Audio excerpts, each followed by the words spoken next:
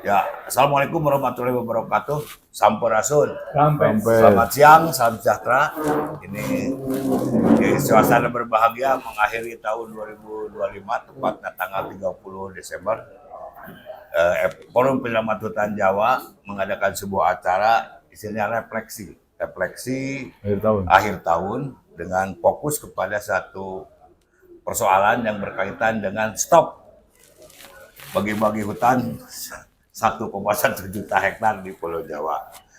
Ya, dan kebetulan hari ini hadir narasumber kita tidak tanggung-tanggung, ada seorang profesor ahli di bidang hidrologi dan kehutanan, Pak Profesor Cahya Asdak, dan juga ini sekaligus wakil kita, ya politisi Konang, Pak Dadang Nasar.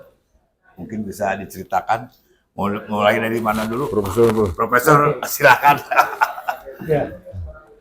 Terima kasih Pak Ika. Saya kira refleksi akhir tahun yang penting dan perlu ya, karena begitulah seharusnya jalan suatu kehidupan. Ada selalu evaluasi yang berujung pada refleksi, dan refleksi yang disampaikan pada kali ini akhir tahun 2025 adalah tentang hal yang saya kira sangat penting, utamanya bagi warga Jawa, walaupun juga adalah bagi warga Indonesia lain, Jawa khususnya, dan mungkin di tempat yang lain, yaitu apa tentang keberadaan dan sekaligus pentingnya hutan, sumber daya hutan.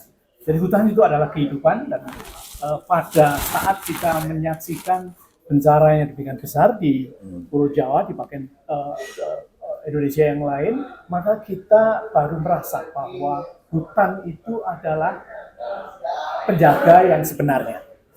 Nah, ketika hutan terganggu, maka terganggu pula kehidupan masyarakat tadi. Bisa dalam bentuk bencana, ya, bisa dalam bentuk konflik tadi, termasuk konflik sosial kalau hutan itu tidak dikelola dengan baik. Dan oleh karenanya pada refleksi akhir tahun ini, selain keberadaan hutan itu dikaitkan dengan kebijakan pemerintah yang disebut dengan kawasan hutan dengan pengelolaan khusus KHDPK. Saya kira tadi sudah sekian tahun ya, 2-3 tahun saya kira jalan. KHDPK perlu dievaluasi. Mengapa KHDPK perlu dievaluasi? Karena ya tadi menyangkut keberadaan dan fungsi dari hutan itu sendiri, ya kan? Walaupun disebut sebagai peruntukan khusus, tetapi oleh hutan sendiri tidak ada apapun yang disebut terkait dengan mereka. Dia hanya ada, kalau ada dia memberikan manfaat, kalau tidak ada dia akan memberikan bencana. Bencana itu kalau kita lihat dari struktur hutannya itu sendiri, struktur kanopinya sampai ke perakaran, tidak ada yang satupun yang bisa menggantikan keberadaan hutan alam seperti itu. Sehingga dia menjadi bagian dari urat nadi kehidupan kita, dan oleh karenanya pada kesempatan ini saya sebagai orang hutan juga kebetulan memfokuskan pada isu yang sangat penting. Salah satu isu yang sangat penting dari keberadaan hutan yaitu air, mendorong ya, dan mendorong untuk KHDPK ini dievaluasi.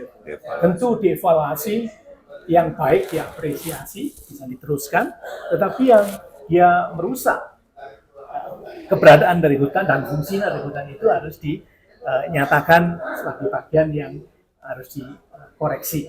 Nanti bentuknya seperti apa saya kira itu bisa dilakukan belakangan, tetapi yang penting itu karena kebijakan apapun, saya kira Kang Dadang tahu persis, kebijakan apapun tidak akan baik untuk segala waktu, sehingga itulah diperlukan evaluasi, dan saat inilah saya kira pada akhir 2025 kita mendorong untuk melakukan evaluasi menyeluruh, tidak hanya aspek hidrologi, tapi juga aspek ekologi, aspek sosial, aspek ekonomi, dan seterusnya. Saya kira itu saja catatan dari saya.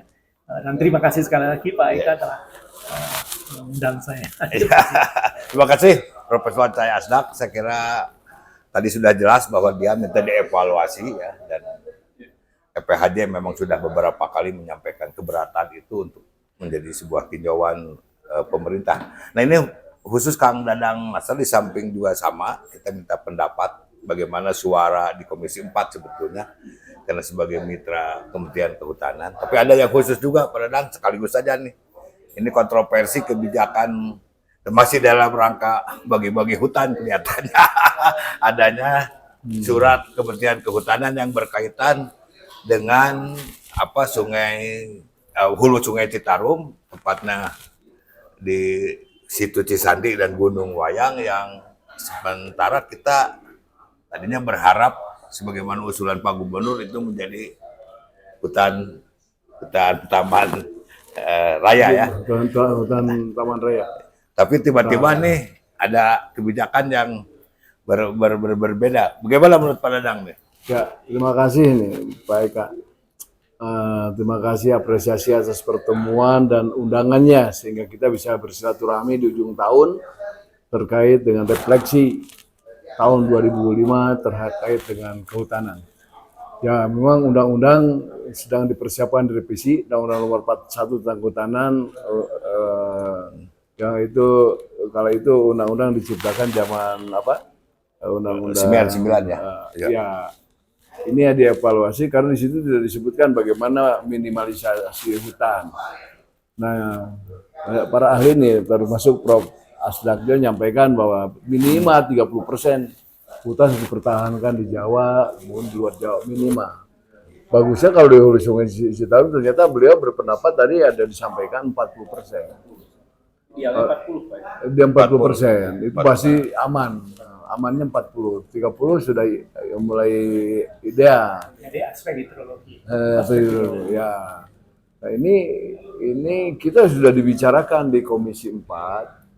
Pertama terbentuknya panja Undang-Undang Kehutanan untuk persiapan bagaimana ada koreksi terhadap undang-undang yang sebelumnya yang tidak ada angka 30%. Dan tadi kelembagaan yang mengurus hutan itu ya harus ahli hutan, bukan ahli tani.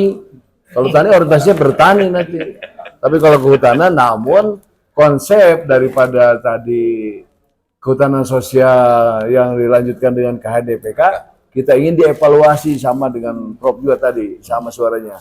Evaluasi secara ketat, mana yang bagus, kasih apresiasi, yang jelek, yang tidak melakukan koridor kehutanan sosial, menjaga tegakannya itu harus dikasih peringatan 1, 2, 3 cabut. Nah, kita baru memahami ternyata di Jawa itu ada persiapan pelepasan 1,1 juta hektar. Lah, siapa yang ngurusnya? Ya, Adakah di KHDPK itu ahli hutan? Itu akan ahli tani. Makanya diberikan itu lahan di ketinggian berapa? Karena mereka pasti semangatnya bertani dan kejadian. Ini tabrakan juga kebijakan presiden ingin meningkatkan bagian kemandirian pangan, jagung terutama.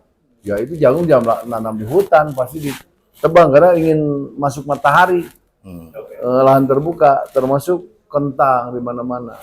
Nah itu sehingga ya kami sependapat bahwa kehutanan sosial dan KHDPK harus dievaluasi dan kembali permohonan gubernur yang sedang diproses itu ini paham nggak Menteri Kehutanan dengan antek-anteknya terkait dengan peta lokasi yang dimohon oleh Gubernur Tahura ini tiba-tiba keluar. Itu juga petanya di situ juga. Ini yang mesti kita sandingkan ya karena udah terlanjur ini harus sama-sama dikoreksi supaya rakyat di sana juga kan saya konsepnya leuweung hejo rakyat ngejo. Leuweung ruksak, rakyat balangsa. Nah ini supaya hijau, tapi rakyat tadi dikasih akses. Kata Prof. Asdak itu dikasih aksesnya untuk bagaimana agroforestry, wanatani, bertani di hutan dengan tidak terlalu menggunakan tanaman semusim. Itu ada hal-hal yang berikutnya juga ada hulu peduli hilir, hilir peduli hulu. Jadi saling keterkaitan bagaimana. Tadi ada perbankan yang bisa menunjang. Dulu saya pakai kredit pohon. Mereka yang nanam, kasih uang 50.000 satu pohonnya. Nanti si pohon itu dikasih sertifikat, kan dipelihara dia. sertifikatnya pinjamkan ke bank untuk sekolahkan anaknya, untuk permodalan ekonominya itu bisa pinjam. Yang diagunkan itu pohon yang dia pelihara di hutan. Itu harus seperti itu kayak itu konsep dulu nggak jalan pool, tapi baru ada wakaf dari teman-teman yang memberikan uang kepada mereka yang nanam satu pohon 50.000. Nah berikutnya, ini mudah-mudahan bisa dilanjutkan oleh KDM nih. Berikutnya, bagaimana lahan-lahan rakyat yang di Kemeringan di atas 30 derajat bebaskan. Itu dulu Aher pernah deklarasi itu, maka saya dukung catain. Saya beli lahan-lahan. Yang sering longsor itu, kalau ditanami bawang, ditanamin tegakan-tegakan, dibebaskan. Meskipun pun belum banyak. Yang di sisa, yang di Pasir Muning 7 hektar, yang di satu lagi itu di desa satu lagi 5 hektar. Kita bisa lihat itu. Tapi sayang kesininya kok yang di Pasir Muning dibabat, melak di sayur mayur wortel, nggak boleh itu. Itu harus kaliandra di bawahnya atau kopi. Nah itu ada kopi itu ya tadi untuk tanaman agroforestry, teh, kopi itu bisa di bawah tegakan. Oke. Kalau begitu Pak Dadang tadi juga disinggung ya, mulai pengantar Prof dalam makalahnya tentang pendekatan budaya soal talun ya. Lalu kemudian juga kita mendengar tadi pandangan dari masyarakat dalam diskusi tentang beberapa sumber atau hulu sungai ataupun gunung yang oleh masyarakat budaya Sunda itu dianggap sakral ya.